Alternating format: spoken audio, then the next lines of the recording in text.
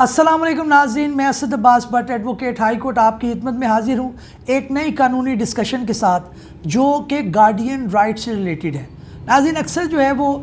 वालिदैन जो है उनकी सेपरेशन हो जाती है या उनको बच्चों की कस्टडी को लेकर इख्तलाफात पैदा हो जाते हैं, तो उस मामले में हमारा कानून क्या कहता है, कौन कौन सी लॉ की प्रोविज़न मौजूद है, कस्टडी वालिदैन में से माँ के पास जानी चाहिए या जानी चाहिए, इस मामले में इस्लामिक लॉ को फॉलो किया जाता है या कि हमारे कोर्ट जो है उससे डिफरेंट इंटरप्रटेशन करते हैं। इसके अलावा अक़वाम मुत्तहिदा का जो इदारा है जो बच्चों के हकूक़ के मुतल्लिक बात करता है, उसने भी अपने कुछ चार्टर बना रखे हैं, वो क्या हैं। और अभी हालिया एक जजमेंट आई है इसी के मुतल्लिक ऑनरेबल सुप्रीम कोर्ट की तरफ से कि बच्चे की कस्टडी को जब आपने डिसाइड करना है तो किन चीज़ों को कंसीडर करना है। क्या माँ अगर दूसरी शादी कर लेती है तो क्या वो बच्चों की हिस्सत या उनकी कस्टडी का राइट जो है खो बैठती है या फिर ये कि वो उसको हासिल कर सकती है। ये आज का प्राइमरी क्वेश्चन है जो हमारे डिस्कशन में रहेगा। तो नाज़रीन, इन सारे पहलुओं को डिस्कस करेंगे, लेकिन आपसे गुजारिश ये है कि हमारे साथ जुड़ जाएं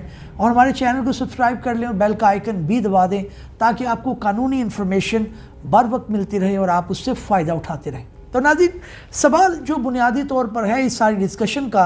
वो ये है कि माँ अगर दूसरी शादी कर ले पहली डाइवोर्स के बाद, तो जो बच्चे हैं उसकी पहली शादी में से उनकी कस्टडी का राइट वो खो बैठती है। क्या वो इंटाइटल नहीं है कि उसको जो है वो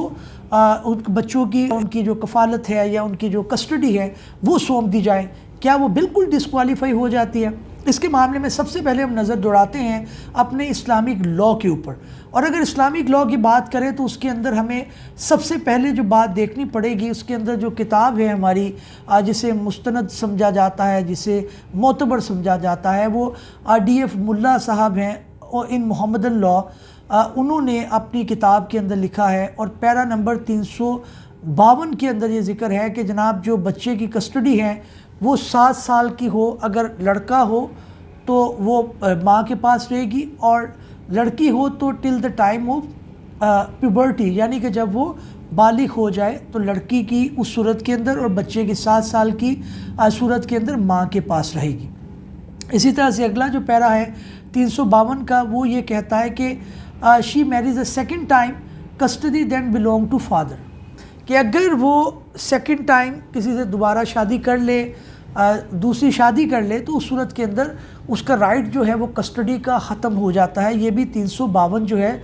DF मुल्ला उसके अंदर ही लिखा है, जो मोहम्मदन लॉ के ऊपर उन्होंने लिखी है। इसके अलावा जो पैरा 354 है इसी का DF मुल्ला का, उसके अंदर भी ये लिखा है कि अगर वो किसी ऐसे शख्स से शादी कर लेती हैं जो कि प्रोहिबिटेड डिग्री के अंदर फॉल करता है, यानी ना महरम हो वो बच्ची के लिए, तो उस सूरत के अंदर भी जो है वो डिस्क्वालीफाई हो जाएगी, उसको बच्चों की कस्टडी नहीं मिलेगी। अब इसके अंदर जो दो बुनियादी चीज़ें आई हैं वो काबिल ज़िक्र हैं या उसको डिस्कस किया जा सकता है कि अगर औरत दूसरी शादी कर ले और उस टाइम जो है वो बच्चों की कस्टडी जो है वो ख़ास तौर पर लड़कियों की वो बाप को जाएगी, और अगर किसी ऐसे शख्स से कर ले कि जो प्रोहिबिटेड डिग्री के अंदर, यानी कि जो नामहरम है उन बच्चियों के लिए जो पहले बाप से हैं, तो तब भी जो है वो उनकी कस्टडी जो है माँ उसका राइट खो देती है। अब ये जो है वो इस्लामिक लॉ के अंदर जो किताब हमारी समझी जाती है उसके अंदर ये पैराग्राफ के अंदर लिखा गया है। लिहाजा जो है वो इसका कंक्लूजन ये निकाला जा सकता है कि जनाब सेकंड मैरिज हुई तो माँ जो है उसको कस्टडी के राइट से खात दोना पड़ जाएंगी।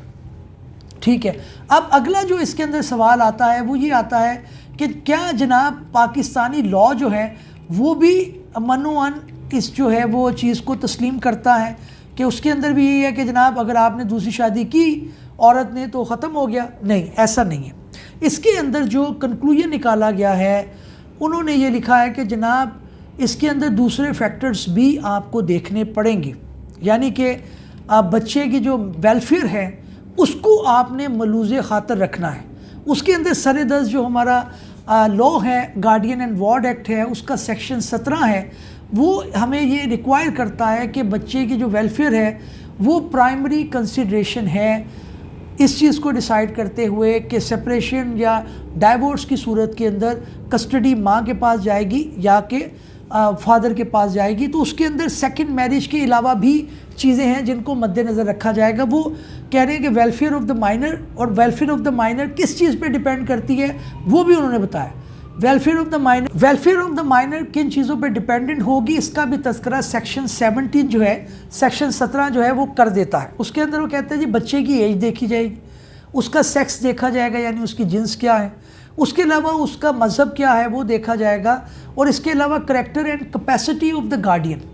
यानी कि वो कितना काबिल है और उसका करैक्टर किस तरह से है ये भी देखा जाएगा। और उसके अलावा जो है वो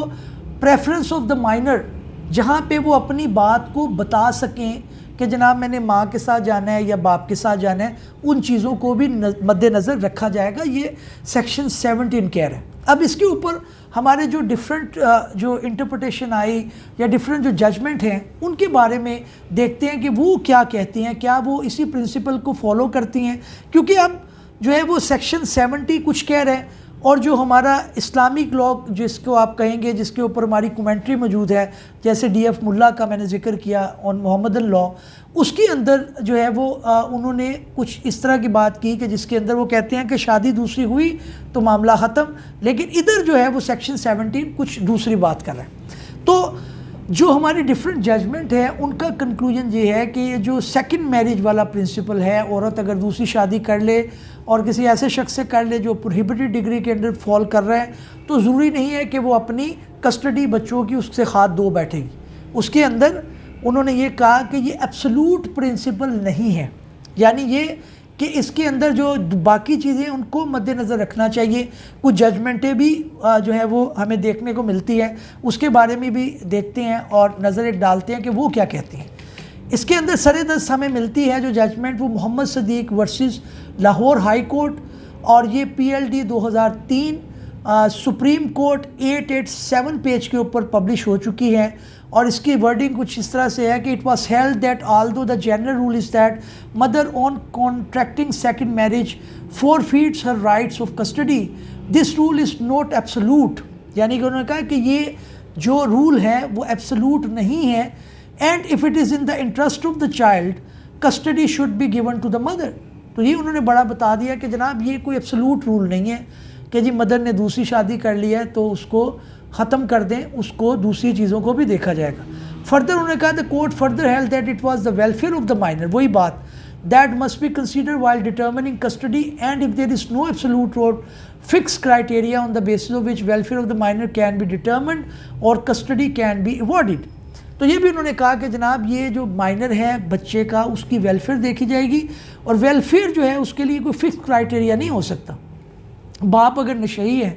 तो माँ ने दूसरी शादी कर ली है, वो खुद कफ़ील भी है, वो अलग घर में भी रह रही है, वो बच्चियों को अपने दूसरे हस्बैंड से अलग भी रख सकती है, तो फिर क्या इसके अंदर मज़ायका है। तो लिहाजा जो हमारे लॉ हैं उसकी इंटरप्रिटेशन बड़ी जो है वो एक वाइज इंटरप्रिटेशन आती है, और उन्होंने ये इस रूल को एब्सोलूट नहीं माना। उन्होंने कहा कि ठीक है ये बात सही है अपनी जगह पे, लेकिन देखेंगे केस टू केस कि बाकी क्या उसके अंदर मुहर्रकात हैं, क्या फैक्टर्स हैं। इसी तरह से दूसरी जजमेंट का उन्होंने जिक्र किया है, ये भी पब्लिश हो चुकी है, इन मुसम्मात शाइस्ता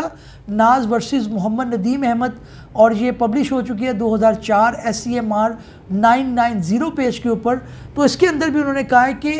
ये ज़रूरी नहीं है कि इसके अंदर एब्सोलूट जो है वो राइट है, एब्सोलूट कंडीशन है कि जी माँ दूसरी शादी करे तो बच्चे की कफ़ालत ख़त्म, बच्चे की कस्टडी ख़त्म, नहीं। आप देखेंगे केस टू केस, आप जाके मामलात को देखेंगे। तीसरी जजमेंट जो हमें मिलती है मुसम्मात हमीद माई वर्सेस इरशाद हुसैन, ये भी पब्लिश हो चुकी है PLD 2002 सुप्रीम कोर्ट 267 पेज के ऊपर। और उसकी वर्डिंग भी ये कह रही है that the question of custody of the minor child will always be determined on the basis of the welfare of the minor and notwithstanding father right for custody under Muslim personal law the right is subject to the welfare of the minor, कि Muslim personal law के ऊपर ही सिर्फ depend नहीं किया जाएगा कि बच्चे की 7 साल उम्र हो गई, लड़का है तो आप बाप को फेंक दें उसके पास, भाई नहीं, उसको क्वालिफाई करना पड़ेगा, उसको बताना पड़ेगा कि बच्चे की वेलफेयर जो है अगर वो उसको दे दी जाए तो वो उसके साथ है। इसी तरह से हमें अगली जो जजमेंट मिलती है वो शबाना नाज वर्सेस मोहम्मद सलीम, ये भी पब्लिश हो चुकी है 2004 SCMR 343 पेज के ऊपर और पैरा 352 से 354 जो है ऑफ द मोहम्मदन लॉ उसकी बात कर रहे हैं। Were consider and the court concluded that although Mohammedan law provides that the mother is disentitled to custody if she remarries, this is not an absolute rule. वही बात, वही reputation कर रहे हैं कि वो एब्सोलूट रूल नहीं है कि मदर ने दूसरी शादी कर दी तो वो बस गई, नहीं, बाकी फैक्टर को देखा जाएगा और मामलात को आगे बढ़ाया जाएगा कि जी किस तरह से जो है वो बच्चे की वेलफेयर को आप मलूज़े खातर रखेंगे और उसके लिए जैसे मैं बताया कि एज, उसका सेक्स, उसकी जो है वो प्रेफरेंसेस और कैपेसिटी ऑफ द पार्टीज़ उसको मद्देनज़र रखा जाएगा। अब इस ज़िम्रे के अंदर जो है यूनाइटेड नेशन की कन्वेंशन भी हमें इस मामले में मिलती हैं जो राइट ऑफ चाइल्ड के ऊपर हैं, जो 1989 के अंदर आई और इंटरनेशनल ट्रीटी है और उसके अंदर पाकिस्तान ने 1990 के अंदर उसको रेक्टिफाई कर दिया विद दिस कंडीशन कि जी इसको रिक्वायरमेंट ऑफ इस्लामिक लॉ के साथ इसको देखा जाएगा। उसके अंदर जो इजाफी चीज़ें थी वो उन्होंने ख़त्म कर दी 1997 के अंदर और फिर पाकिस्तान ने उसको एब्सोल्युटली अडॉप्ट कर लिया। अब उसके तहत भी पाकिस्तान के ऊपर ये ज़िम्मेदारी है कि जो वो इस मामलात को देखे कि बच्चे की जो कस्टडी है उसके अंदर क्या क्या चीज़ों को देखे, उनके बारे में देखते हैं। वो क्या कहते हैं, उन्होंने भी कहा जी कि best interest of the child should be primary consideration. ये वही बात है कि वेलफेयर ऑफ द चाइल्ड और उनका आर्टिकल 3 है यूनाइटेड नेशन कन्वेंशन का जो इस मामले में बताता है कि जी बच्चे की जो बेस्ट इंटरेस्ट है उसको वॉच किया जाएगा। इसी तरह से आर्टिकल 7 है वो प्रोवाइड करता है कि every child has a right to be cared for by their parents. हर बच्चे का यह हक़ है कि उसके पेरेंट्स से उसको शफ़क़त मिले, मोहब्बत मिले और child should be in contact with both parents, कि वो कोई रोक नहीं सकते कि जनाब आप इनको रखें, इनको करें। वो अपनी मर्ज़ी से जो है बच्चा को अप्रोच कर सकते हैं, बच्चा उनको अप्रोच कर सकता है, चाहे वो सेपरेशन हो जाए, चाहे वो उसके अंदर उनकी डाइवोर्स हो जाए। इसी तरह से आर्टिकल 9 का भी उन्होंने वाला दिया जिसकी लैंग्वेज कुछ ये कह रही है कि article 9 requires that in the event of separation between the parents the child should be in the contact with both parents. ये वही बात है। उसके अलावा आर्टिकल 12 की बात कर रहे हैं, वो भी ये कह रहे हैं कि चाइल्ड प्रेफरेंस, कि चाइल्ड की जो प्रेफरेंस है उसको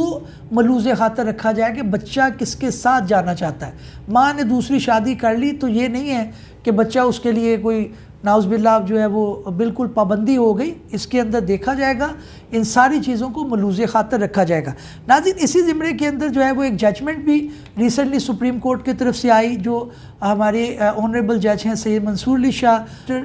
जस्टिस आयशा मलिक, उन्होंने भी जजमेंट दी। उसके अंदर भी ये हुआ कि माँ ने बच्चों की कस्टडी अप्लाई की और गार्डियन कोर्ट ने वो अपॉइंट कर दी, उनको अपॉइंट कर दिया। उस चीज़ को उन्होंने चैलेंज किया फादर ने, और जो फर्स्ट एपलेट कोर्ट था उन्होंने फादर को बच्चों की कस्टडी दे दी। और उसके बाद जो है वो हाई कोर्ट में जब मामला आया तो हाई कोर्ट ने भी ये कहा कि बच्चों की कस्टडी मदर को जानी चाहिए। और उसके अंदर जो फादर का प्राइमरी कंसिडरेशन थी वो यही थी कि ये जो है वो औरत ने दूसरी शादी कर ली है, इनके हस्बैंड जो है वो मुस्लिम लॉ के मुताबिक जो है वो नामहरम है मेरी बच्चियों के लिए, तो लिहाजा आप इनको छोड़ दें। लेकिन औरत ने इसके अंदर बताया कि जनाब वो एक सेपरेट घर में रहती है। और दूसरी ये बात है कि बच्चों ने भी, जो बड़े बच्चे थे उन्होंने स्टेटमेंट दी कि जनाब हम अपनी मदर के साथ रहना चाहते हैं। मदर एक प्राइवेट स्कूल रन कर रही थी और उसके अंदर वो बच्चों की कफ़ालत अच्छे तरीके से कर सकती थी। कोर्ट ने सारी चीज़ों को मद्देनज़र रखते हुए ये फ़ैसला किया कि जनाब नहीं,